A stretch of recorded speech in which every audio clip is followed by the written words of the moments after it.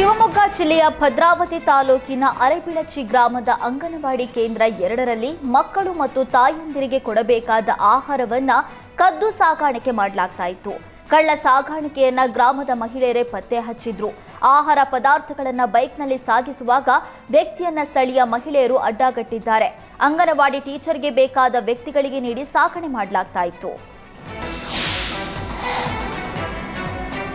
ಸಿಗಂದೂರು ಸೇತುವೆ ಲೋಕಾರ್ಪಣೆ ಬಳಿಕ ಜೀಪ್ಗಳ ಸೇವೆ ಸ್ಥಗಿತವಾಗಿದೆ.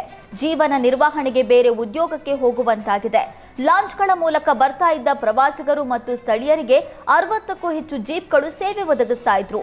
ಚಾಲಕರ 200ರಿಂದ 300 ಕುಟುಂಬ ಸದಸ್ಯರಿಗೆ ಜೀವನಾಧಾರವಾಗಿದ್ದ ಜೀಪ್ಗಳ ಸೇವೆ ಸ್ಥಗಿತವಾಗಿದೆ. ಲಾಂಚ್ ಸೇವೆ ಸ್ಥಗಿತಗೊಳ್ಳುವ ಭೀತಿಯಲ್ಲಿ ಜೀಪ್ ನಂಬಿಕೊಂಡು ಬದುಕಿದ್ದ ಚಾಲಕರ ಬದುಕು ಅತಂತ್ರವಾಗಿದೆ.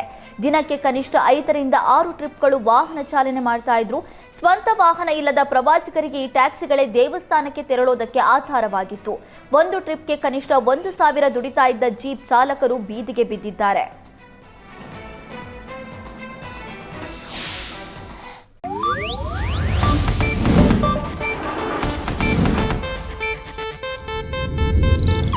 ಇದು ಏಷ್ಯಾನೆಟ್ ನ್ಯೂಸ್ ನೆಟ್ವರ್ಕ್ ಪ್ರಸ್ತುತಿ.